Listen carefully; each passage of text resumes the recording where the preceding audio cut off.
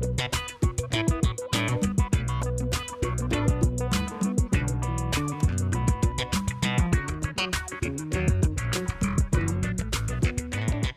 gente, tudo bem? A gente tá com mais um Wavecast hoje. E hoje a gente tá com um convidado super especial, que é o Bastos. Eu sou a Vitória. Eu sou a Clara. E eu sou o Bastos. Uau! Se apresenta aí pra gente. Vamos lá, primeiramente prazer estar aqui. Obrigado pelo convite, meninas, Wave, galera da Betânia. Meu nome é Matheus Bastos, eu sou casado com a Becky. De segunda-feira vai fazer 1 ano de casado já. Caramba! E você, papai. Yay! Caraca, essa notícia como? Só notícia bombástica, minha apresentação tá brava. Mas é isso, eu sou da ICF aqui, pertinho de vocês. E estamos desenvolvendo uns projetos junto com a equipe aí da Outreach School. A Clarinha já teve a oportunidade de participar também. Sim. E acho que é isso. Sim. Hoje a gente vai estar falando de evangelismo. Você que está escutando esse podcast já vai estar com esse nome. E a gente decidiu chamar o Bastos porque ele é uma pessoa justamente que está sempre envolvida com o evangelismo. E a gente quer trocar uma ideia de como é que continuar queimando por evangelismo, o que é queimar por evangelismo, o que é evangelizar. E eu acho que a gente podia começar com você contando como foi esse despertar pra você do evangelismo. Tipo assim, cara, porque existe um dia que virou uma chave, né? Uhum. Existe um dia que você fala assim, cara, não... Sei lá, ou aquela época que você fala assim, não, cara, naquela época Deus me mostrou como eu preciso exercer a minha missão aqui na Terra. Como eu posso começar com isso? Basicamente, eu cresci só para vocês entenderem o contexto, né? Eu cresci num lar cristão, mas era uma cultura cristã, né? Eu vou dizer assim, era uma cultura cristã, então a gente ia nos domingos, tinha aquela cultura de oração, e assim, antes de comer, aquelas coisas, antes de dormir. Mas a gente até brinca, quando o mosquitinho da missão morde, quando o mosquitinho do ID, quando a gente cumpre no final do dia o que Deus manda a gente fazer, quando a gente vai e pisa num lugar com o objetivo de levar Jesus para aquele lugar, apresentar Jesus naquele lugar, as coisas começam a acontecer, o nosso coração automaticamente já começa a se transformar. Então, talvez quem não queima por missão, talvez ainda não pisou num lugar de fé, porque no final esse é o propósito de Deus. O propósito de Deus é convergir todas as coisas em Jesus Cristo, uma família de muitos filhos semelhantes a Jesus, de muitos filhos semelhantes a Jesus, em convergir em Jesus todas as coisas.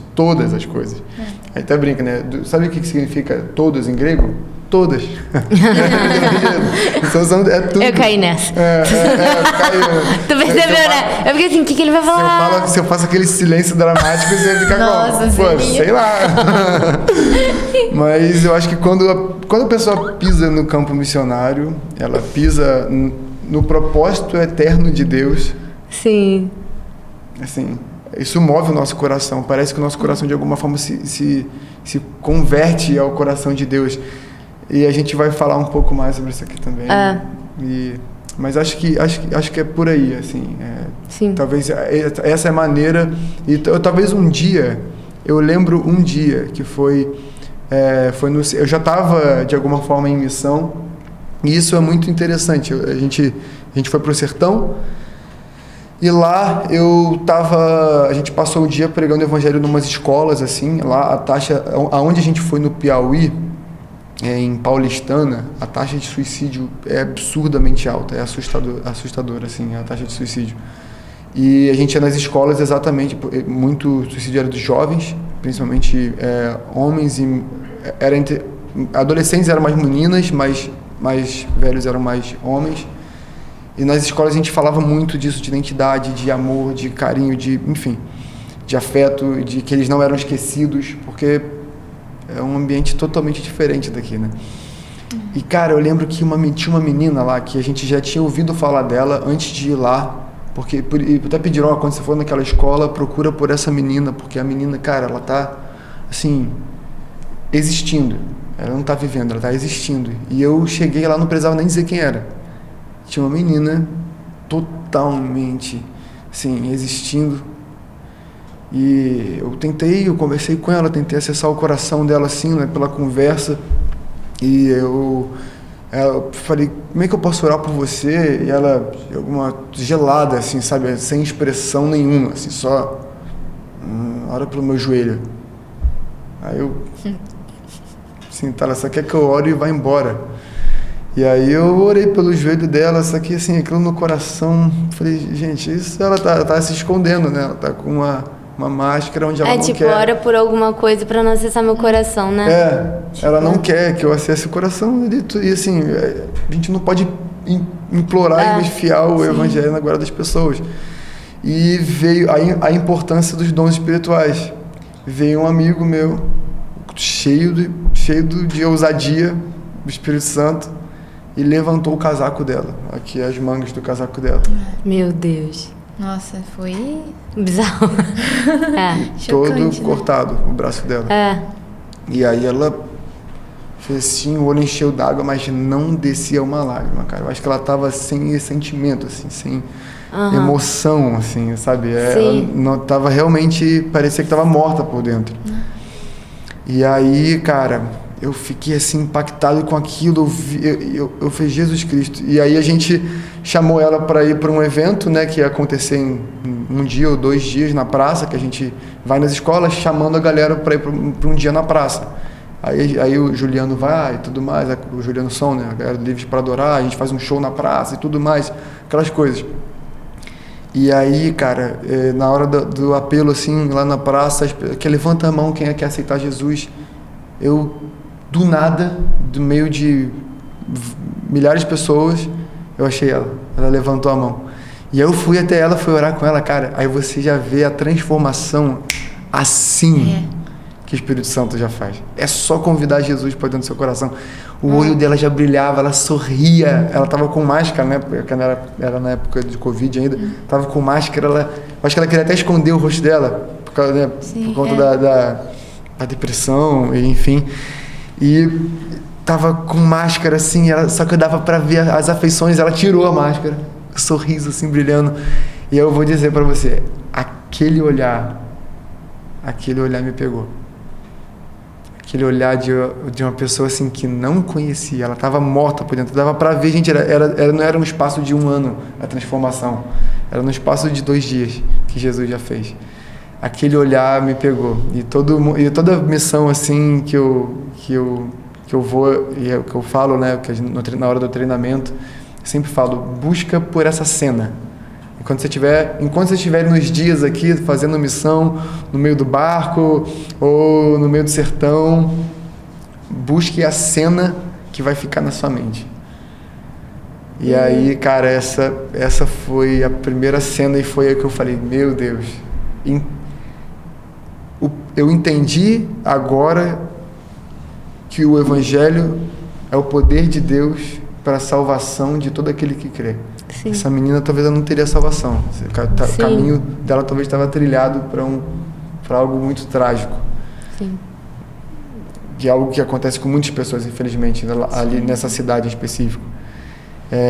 Mas o Evangelho é o poder de Deus. Sim. E aí isso, caraca, ativou na minha mente. E eu falei, meu Deus, esse poder habita em nós. Está disponível. Eu pego isso e a gente vai para a missão, confiando de que Deus está na frente. Ele que vai fazer. Então, é isso. Quer falar? Cara, é porque é muito legal, assim, você sentir o efeito colateral, né? Que é viver o Evangelho, que é pregar, que é se expor a isso. Porque são riscos, assim, que a gente corre de estar se expondo, de expor o outro, do outro não querer ser exposto, né? Como ela tava assim, não, olha pro meu joelho aí e tal. Mas que é a confiança em Deus, né? A fé e tipo, de caminhar e ir. Eu acho que isso é muito importante, porque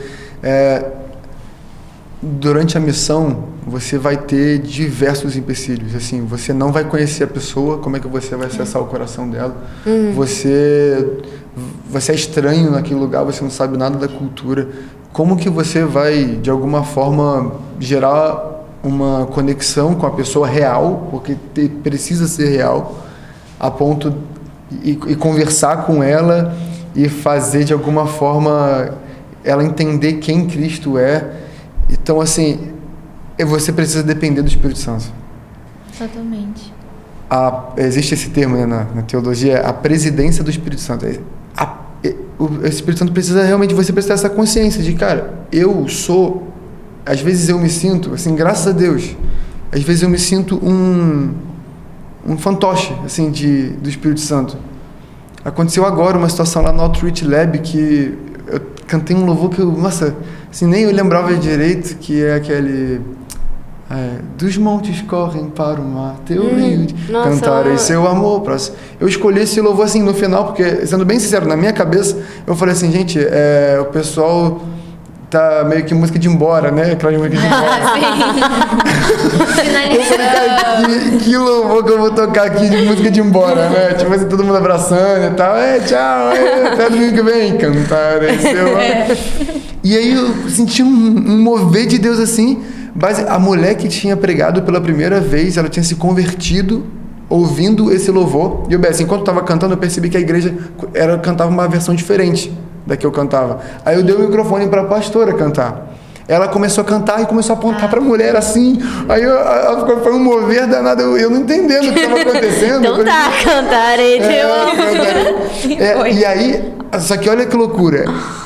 A mulher que pregou pela primeira vez sobre generosidade, pela primeira vez na vida dela, ela pregou a primeira vez na vida dela, aquele dia era um dia muito importante, assim, muito marcante para ela.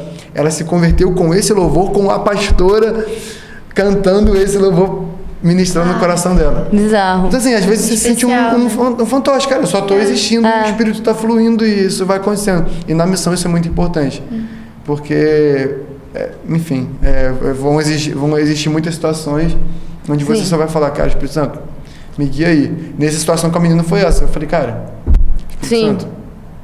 Eu acho que quando cai a ficha que existe um poder dentro de nós, que é o próprio Deus, eu acho que essa é a virada de chave. Porque realmente, cara, você não sabe o que dizer, você não sabe o que fazer. Você não sabe como prosseguir, mas existe um poder dentro de nós. E a gente precisa ser fiel a isso, né? A gente precisa honrar a pessoa do Espírito Santo que habita dentro de nós. Sim, sim. Eu queria que a gente falasse um pouco também sobre... Porque, assim, existem vários cenários, né, que a gente evangeliza. Existe, tipo, fui fazer uma viagem missionária e evangelizei lá. E, tipo, cara, céus abertos, geralmente. Porque, enfim, principalmente viagens pro Nordeste... Para os ribeirinhas. Precisa, né? Tipo, são lugares em que, cara, é muito perrengue. Sim, existe muito perrengue pro negócio fluir. Mas, tipo assim, lá você tá pra isso, né? Você tá ali pra evangelizar. Então, você tá ali com aquelas pessoas e, tipo, tá todo mundo na mesma vibe, tipo... E eu queria que a gente falasse um pouco, tipo, sobre o dia a dia. Tipo, e o evangelismo no dia a dia, tá ligado? Que eu acho que é o que pega todo mundo. Porque é na escola, é na faculdade, é no trabalho. São lugares que muitas vezes a gente vai de agente secreto, tipo... sei lá, vou ser muito legal pra me aceitarem. Ou, tipo, vou mostrar que crentes são muito legais. Mas, tipo, e o evangelho em si, você mostrou? Fica um questionamento. Então, tipo assim, como é que vocês lidam? Tipo, eu queria que a gente falasse isso. Como a gente lida com o evangelismo no dia a dia? Tipo, que eu acho que é onde o calo aperta. É que existem vários tipos de evangelismo, né? Se a gente for parar pra pensar. Porque existe o evangelismo na missão, que é um evangelismo que ele é totalmente intencional. Você tá ali pra isso e não tem pra onde correr, não veio aqui pra passear. Exato. Né? E aí bate tipo assim, cara, não veio aqui pra passear, não veio aqui pra tirar foto. Exatamente. Mas existem também no dia a dia, acho que se encaixa muito, o evangelismo relacional, né? De relacionamento, que ele é construído por relacionamento. Então, às vezes, você tá se relacionando com uma pessoa, um amigo seu, na maioria das vezes, né? E aí, aos poucos, você vivendo o evangelho, vivendo o caráter de Cristo, você prega o evangelho para aquela pessoa. E também tem esses evangelismos espontâneos, né? Que você tá ali ouvindo alguém que a pessoa tá dizendo e... Nossa, bate. Caraca, isso aqui, eu posso dar uma resposta que é o que Jesus falaria para essa pessoa, né? E aí o Espírito Santo entra em ação também. São diferentes formas de evangelismo que a gente vive. na missiologia, assim, quando a gente para e estuda mesmo, existem, vamos botar assim, 2 tipos a gente pode dividir a missão logo em primeiras 2 grandes partes, né? Que é a missão transcultural, que aí, por exemplo, lá na Amazônia, com outras etnias, com outros povos, outras nações, e tem a missão que é urbana, né? Só que na missão urbana, acho que, por exemplo, vocês fazem aqui uma missão urbana, que é logo aqui na Grota. Mas existe também, dentro da zona urbana ali, é isso que você falou, o relacionamento. Aí que tá. É algo muito profundo que a gente precisa sondar muito no nosso coração mesmo, como igreja, como discípulos de Jesus.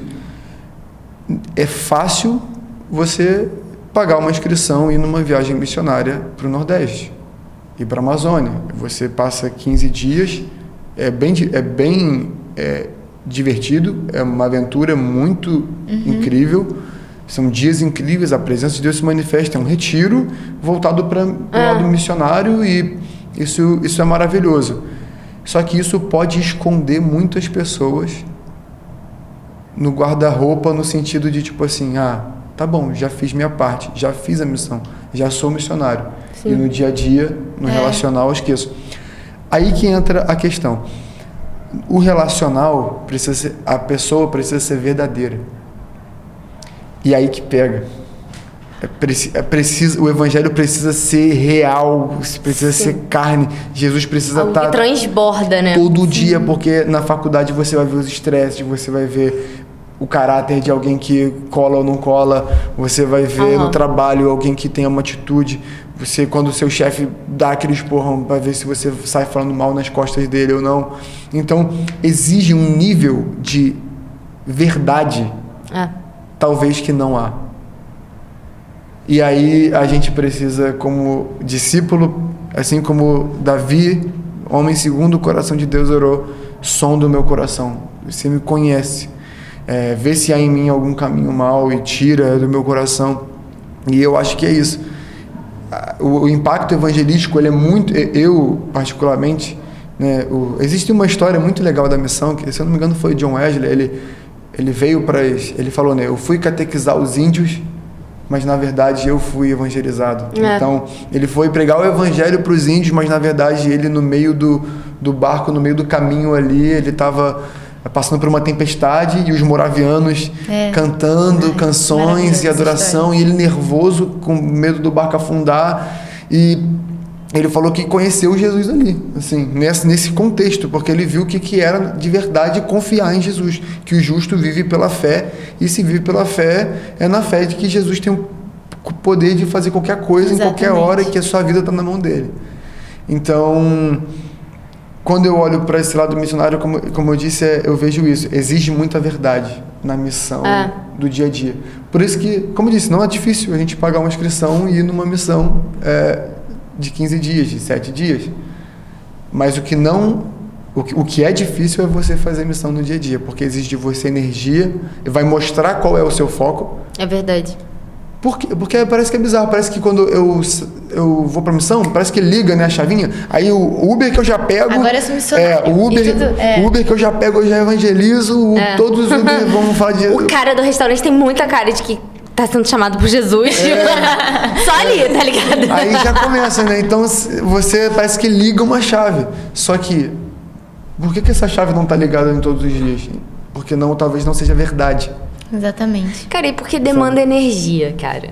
Demanda energia. Sim. Pô, isso que você falou foi muito legal, porque de fato você tem que ter uma credibilidade também no dia a dia quando você convive com as pessoas. E como é que constrói essa credibilidade? Com santidade, cara. Verdade, tem que ser algo que transborda em você. Tipo assim, eu acho que a prova real ali, tipo assim, se estão vendo Jesus em você ou não, né? Cara, pois é. E é um ponto muito interessante também, porque, por exemplo, Paulo, em 2 Coríntios, ele fala, se não me engano, no capítulo 5, ele fala que há uma urgência em pregar o evangelho, né? E que não é uma coisa assim, que se tem escolha ou não, mas que ele precisa fazer aquilo porque como como não vai falar daquilo que viu e ouviu? E aí quando a gente chega pra isso de, será que eu tô vivendo o evangelismo no dia a dia? É uma questão, tipo assim, o que será que eu tenho ouvido e ouvido? Uau, tipo, sim. visto e ouvido, né? Tipo, isso tá me fazendo efeito? Eu tô com o coração aberto pra receber o que Deus quer colocar no meu coração, pra transbordar? Ou até às vezes o que eu tô consumindo não tem vindo de um lugar verdadeiro, não tem vindo de um lugar bíblico, real, né? Sim. O que você falou eu achei muito legal, porque você falou que de fato demanda energia, né? Se tirar tempo ali com a pessoa, ouvir a pessoa. Mas eu acho que o principal não é nem a energia, porque a energia, pô, nossa, claro que a gente quer investir energia em algo que vai ser um fruto eterno. Você vai salvar, talvez, a vida de uma pessoa que está indo pro inferno, mano. Exatamente. Coisinhas leves. Você vai ser usado para isso. Só que eu acho que a energia, talvez, até se você falar, você está disposto a gastar energia para isso? A pessoa até fala que sim. Só que eu acho que a atenção, não.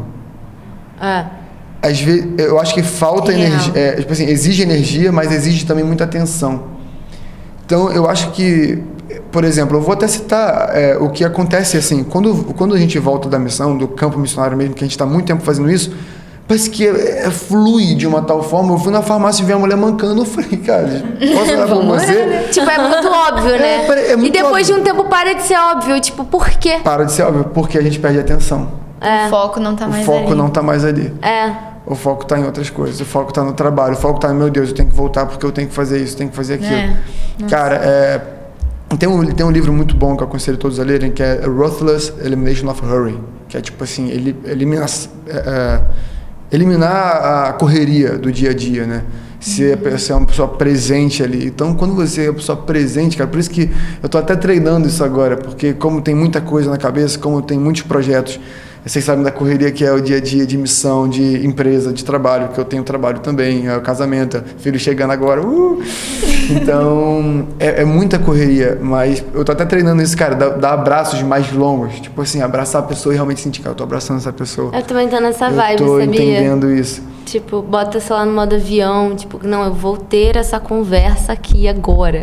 Jogar o celular. Tá ligado? Vira o celular. Tipo, ou tipo assim, eu tô nesse Uber, eu vou estar nesse Uber. Viver tipo, esse momento. Eu vou viver esse Uber, tá ligado? Eu Vou viver esse elevador, tipo. Eu vou viver esse Uber. E é uma chave, tipo assim, as pessoas, elas querem ser ouvidas, elas precisam ser ouvidas. E é muito engraçado, porque, não sei se acontece também com vocês, porque assim, às vezes, fui fazer a missão, segunda vez, voltei e teve uma galera assim, como é que faz pra evangelizar? Me dá um tutorial, né? A pessoa, ela quer assim, a gente muitas vezes quer isso, né? Uma lista do que fazer. E, cara, é você sentar e ouvir a pessoa, cara. Porque é impossível alguém não falar de uma coisa que tá precisando. E sempre quem vai suprir o que a pessoa tá precisando é Jesus. A resposta sempre vai ser o evangelho.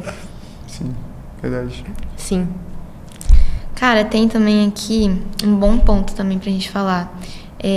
Sobre isso de convívio, né? Existe alguma história, assim, que você tenha vivido de evangelismo relacional? Um amigo, algo que, assim, foi marcante e abriu também os seus olhos pra esse lado? Tipo, cara, eu preciso pregar pros meus amigos, assim, as pessoas com quem eu convivo, né? Mais que não partilham da mesma coisa que eu. Cara, tem umas histórias. Logo quando eu me mudei para Niterói, né? Como eu disse, eu cresci nesse contexto de cultural cristão, em São Fidélis, né? Eu cresci, querendo ou não, no interior. E aí, quando me mudei para Niterói, parece que na adolescência ali, nos 12, 13 anos, então eu vi, caraca, nossa, as baladinhas de adolescente que tinham. Aí eu falei, cara, parece que aquilo, de alguma forma, eu nunca tinha visto aquilo. Pô, minha escola, sei lá, minha sala de aula tinha 10 pessoas, não uns 30 turmas, tipo, igual um salesiano e tal. Então, eu fiquei chocado, assim, e, cara, eu me perdi muito. Quando eu vim para Niterói, quando eu me mudei para Niterói, eu me perdi muito. E eu fiquei até os 15 anos, assim, na loucura, assim, vivendo coisas malucas, indo para festas aqui, me envolvendo com bebidas já com 15 anos de idade, com meninas e tal. E eu estava inserido num contexto da escola e tal, junto com os amigos. E, cara, quando eu recebi esse convite, assim, de Jesus, vem até mim e tudo mais, e eu, de fato, me converti, assim, né? Jesus me converteu, como teologia preferir. Eles viram uma diferença muito grande já nos meus papos, no meu linguajar. Então, eles viram, cara, que transformação drástica que foi. A maioria me zoava, mas teve uma menina, mano, que ficou com isso na cabeça. Uma menina que ficou com isso na cabeça e ficava observando, num olhar não de crítica bobão, mas apreciando. Cara, alguma coisa profunda mudou ele. Alguma coisa real. Chamou a atenção, né? É algo real aconteceu na vida dele. E, cara, eu tive o prazer de... Na escola, assim, tive o prazer de, sei lá, ser uma bênção. Teve outras pessoas também, a gente nunca é a única. Sempre tem alguém num ônibus que fala, num Uber que fala. Sim. Por isso que a mensagem nunca... A gente tem que ter em mente, né, que essa semente está sendo lançada. Outro talvez vai colher, enfim, mas a gente vai lançando as sementes. E não necessariamente querer ver o fruto da conversão daquela pessoa. Talvez você não vai ouvir o sim, mas aquela pessoa já está martelando aquilo na cabeça. Cara, isso é muito legal. Vai ser mais uma vez. Aquela parada do tipo, um planta, outro rega, outro colhe. Um trabalho coletivo. A gente não sabe se já teve uma semente antiga na vida da pessoa, ou se, tipo, às vezes você é a primeira pessoa a lançar uma semente, talvez você não vai ver o fruto, né? E assim, essa menina, ela se converteu. O pai levou o evangelho para casa, o pai se converteu, o pai falou pro primo, o primo se converteu, então tipo assim... Do meio do avivamento na família. Então, tipo assim, você vê essa projeção, um caso mais próximo agora foi no meu casamento, um amigo meu da Alemanha, ele namorava uma amiga minha, vieram como casal para cá, no meu casamento, ele era praticamente ateu, voltou o coração para Jesus. Caramba! E hoje, toda quinta-feira, 5 horas da tarde, a gente se liga e discipulado, né? Porque assim, não vai dar tempo de falar tudo. Todo mundo se olhando, eu peguei. Não vai dar tempo de falar tudo. Ideia. Aquele meme do Homem-Aranha, tá ligado? O discipulado o final é o que Jesus no final manda a gente fazer. E de fazer discípulos. Né? Você quer um propósito, você quer, eu até vi um vídeo desse esse dia, eu falei, cara, que incrível. Você que não sabe qual é o seu propósito, eu vou dizer o que você tem que fazer, o seu propósito, eu vou dizer o que você tem que fazer. Você tem que fazer discípulo. É isso, é o que Jesus, é a expectativa de Jesus, é que você faça discípulo. E como é esse, tá, mas como eu faço discípulo? Como Jesus fez discípulos? Como Jesus liderou? E é simples assim. Investir tempo, energia e recursos. Eu tô agora fazendo um estudo sobre a vida de Jesus, que é literalmente pegando as ações. Eu não estou estudando teologia. Eu pensei assim, cara, o que Jesus fez? Jesus batizou. Primeira coisa prática que Jesus fez no sentido, lá em Mateus, você batizou. Outra, ele chamou tal pessoa. Como ele chamou? Chamou assim. Então tá bom, então eu vou chamar assim. E esse Yoel, né, que é o nome dele, a gente está tendo discipulado, ele na Alemanha, eu aqui, o cara está conhecendo Jesus, está infiltrado hoje numa igreja lá, amando Jesus. Então eu vejo como é que Deus faz as coisas, assim. E no meu trabalho, até pessoal, os clientes até brincam, né? Mas só tem cristão nessa empresa? Só pode entrar se for crente? Não, ele entrou, ele não era crente quando ele entrou, não. Ele era ateu. O cara era ateu. O David, ele entrou nessa empresa ateu. Ele veio para Niterói, eu trouxe ele para Niterói para passar um tempo aqui da empresa. A gente, um evento da empresa e tudo mais. E, cara, no meio, aí você vê, um planta, outro rega. Eu trouxe ele. Aí chegou aí eu falei, vamos no domingo lá na igreja, que eu vou tocar e tudo mais, você já tá aqui em casa. Ele falou, olha só como é que o mundo é, cara. Aí ele falou, tá bom, eu tô indo pro Rio. Mas qual vai ser o endereço do hotel que eu vou ficar? Eu falei, você vai ficar na minha casa. Porque ele é um funcionário, né? Sim. Aí eu falei, cara, um colaborador, então ele ficou assim, eu vou ficar na sua casa, como assim? Eu falei, você vai ficar na minha casa, vai ter um tempo de mesa comigo, quero conhecer a sua história e tudo mais. Sim. E ele ficou meio sem entender como é que era.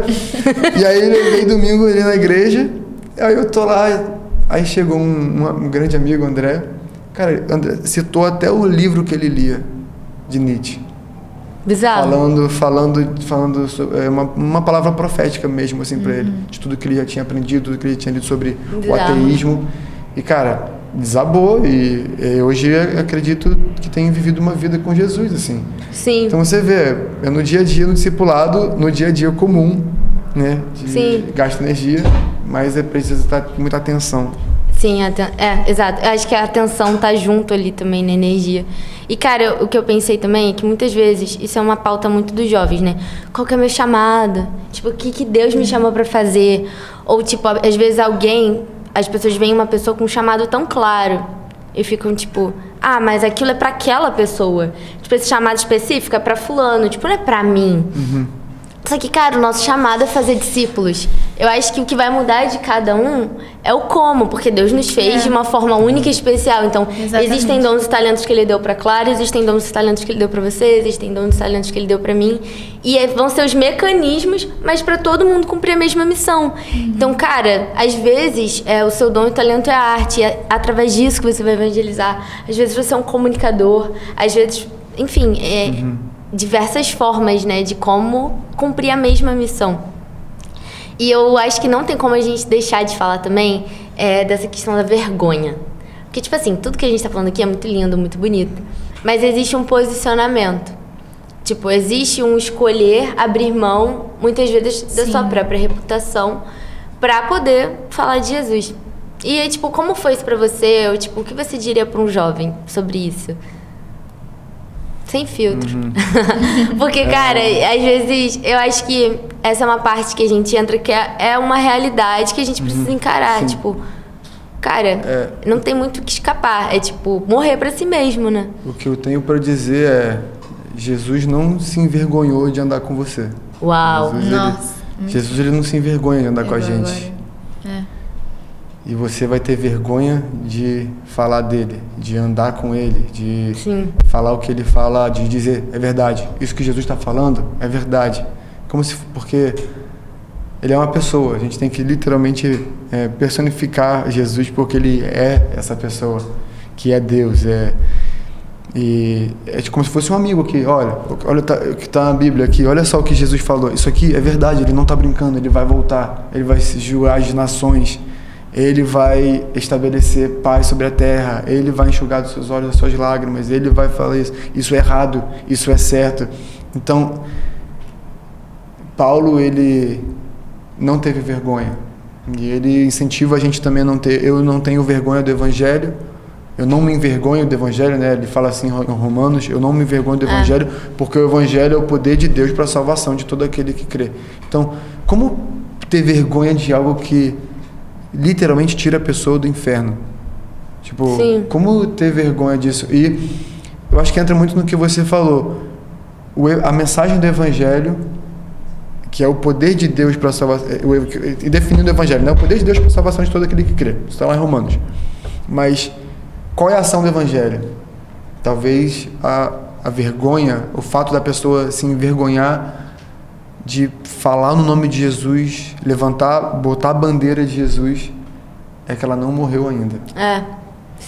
Não tomou a sua cruz ainda. E ainda falta morrer. Eu tenho tentado morrer todo dia também. Mas é um processo de morte assim que a gente vai tem que ter mesmo, de sacrificar e desaparecer. Eu diria que é um processo de arrependimento. Tipo, a gente tem que se arrepender dessa vergonha. E eu acho que às vezes as pessoas levam para um lado de personalidade, ou tipo, meu jeitinho, né? E tal. Só que, cara, eu não me considero uma pessoa tímida e eu tinha muita vergonha de ser crente, cara. E tipo, acho que chegou um momento que o Espírito Santo me incomodou tanto e falou assim: cara, se arrepende. Tipo, cara, você tá em pecado, tipo, você então não me conhece, assim. Eu assim, tem uma experiência que é de um cara lá que eu não sei de onde que ele é, nem sei se pode falar também de onde ele é, mas enfim, é um cara que ele é muito famoso no Brasil sobre essa parte de missões em países perseguidos, assim, é o Mário Freitas, né? E ele conheceu um cara lá, Mohammed, vamos botar assim, ele se converteu ao cristianismo e ele era extremamente perseguido na comunidade onde ele estava. Na comunidade onde ele estava, em uma dessas viagens que o Mário foi visitar ele estava totalmente quebrado. A mulher tinha acabado de entrar na casa dele, todos os filhos dele estavam traumatizados assim. A mulher dele tinha sido até estuprada, nem sei se vai ter que cortar isso, mas a mulher dele tinha sido violentada. Bateram nele e o cara falou: cara, eu vou tirar você daqui, você vai morrer se continuar aqui, ele falou, foi bem claro isso, você vai morrer, cara. Aí ele: eu já morri em 1990. O cara vai: caraca. E aí ele falou: eu vou pra Jesus, né? Eu vou morrer no quintal da minha igreja. Eu quero que bote meu corpo no quintal de fundo da minha igreja. Então, isso que eu vejo que é alguém que entendeu, eu não me envergonho do evangelho. Porque, cara, ele te salvou, cara. É o evangelho que te salvou. Você só pode ter acesso a Deus hoje por causa disso. Você só pode ter acesso a Deus hoje por causa do evangelho. Sim. Então, é isso. Sim. Amém. Nossa, podia ter durado muitas horas ainda, né, essa conversa. Sim. Vamos falar daquela pauta que a gente tava falando? A última pauta? Vamos. The Last One. Vamos sim. Cara, pra gente encerrar então esse momento, essa conversa, existe esse entendimento, às vezes, na cabeça da gente, de que a gente só consegue ter essas ações de evangelizar e de falar do amor de Deus quando a gente tá queimando. E aí é uma necessidade de você tá, tipo assim, não, eu tenho que estar desse jeito, com esse fogo, tenho que estar lá em cima com energia e tal. E aí a pessoa se limita a esse pensamento de já foi o meu tempo, né? Assim como muitas vezes a gente se limita a esse pensamento de isso não é pra mim, né? Já é pro outro. Às vezes é tipo assim, mas o meu tempo já foi. Ou cara, é porque eu não tô mais no mesmo lugar da minha vida de antes pra poder estar falando de Jesus, pra estar vivendo Jesus. Sei lá, eu fiz coisas que foram muito ruins, então eu não sou mais merecedor de continuar pregando e vivendo Jesus. O que a gente pode, assim, como a gente pode contribuir para essas pessoas de haver o entendimento de que isso é uma mentira, isso não é verdade. A verdade é que a graça do Senhor nos basta. E que não há nada que a gente faça que vai nos tornar assim, vai tirar a gente debaixo dessa graça de Deus. E que nada do que a gente faz é um limitante pra gente se excluir desse papel. Porque esse papel, ele é colocado pra nós, é uma obrigação nossa. Sim. Então... Legal. Tem uma passagem lá em Esdras 7:10 que fala assim: Esdras preparou o seu coração. Eu gosto muito desses verbos, né? Da ordem desses verbos. Preparou o seu coração para buscar, cumprir e ensinar as leis do Senhor Israel. Tem uma outra passagem que fala que ser e fazer discípulos, né? Está lá mais em Efésios. Eu acredito na importância de você ser discípulo para, de fato, fazer discípulo. Por mais que isso exista, talvez as pessoas elas estejam limitadas porque, de fato, isso de alguma forma existe, a importância de você ser alguém, ser um discípulo para poder fazer discípulo. Mas a mulher samaritana, no momento que Jesus se revelou para ela como Messias, ela contou para todo mundo. O chamado ela não esperou estar pronta. Falar de Jesus não existe. Eu não estou pronto. Se eu estiver pronto, ferrou. Se eu estiver pronto, o pai me leva. Se eu estiver pronto, me leva para ele. Já então, tá assim, pronto para ir. Né? Já está pronto para ir. Pra glória. Então, assim, você nunca vai estar pronto. Ninguém nunca vai estar Breaking news. Pronto. Você nunca estará pronto. Você nunca, Para de esperar esse momento.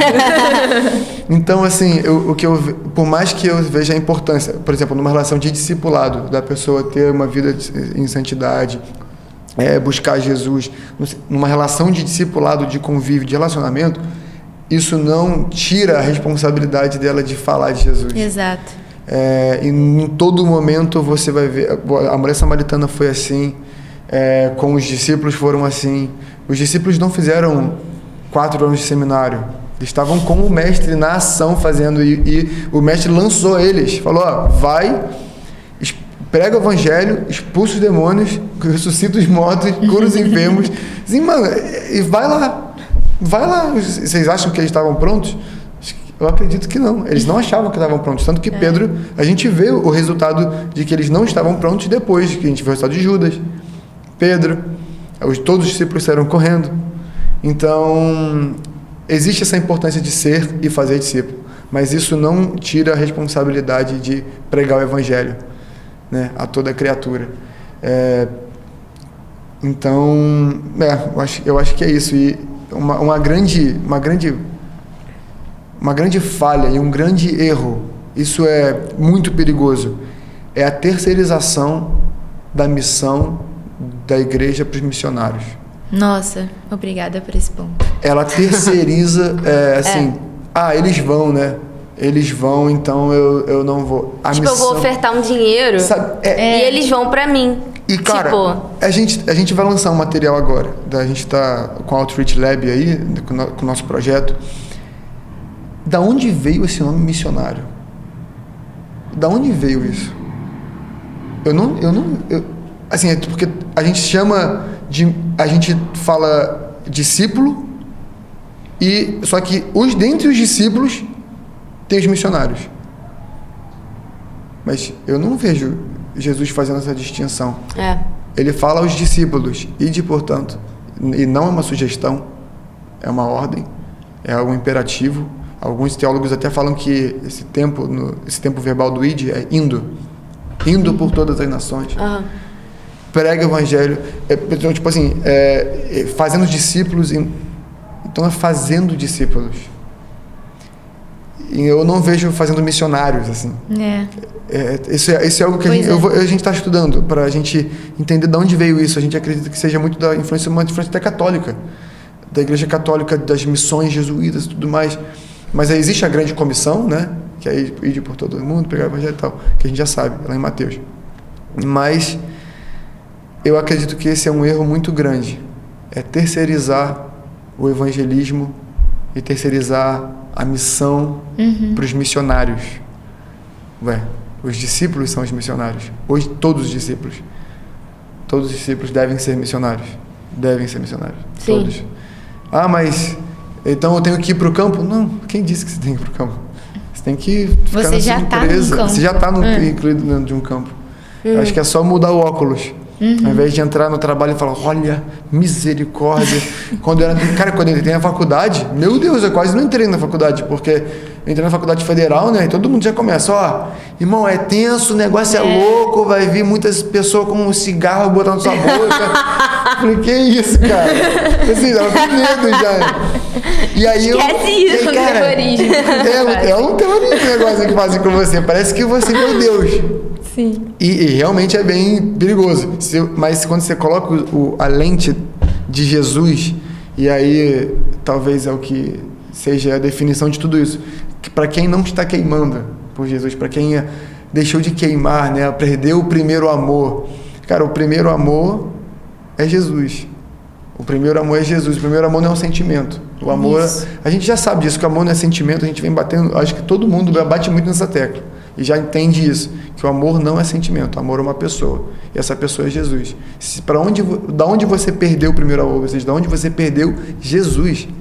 Eu acredito muito que, cara, o primeiro amor não é se você está se sentindo próximo de Jesus, ou está se sentindo ali, nossa... Esse sentimentalismo, né?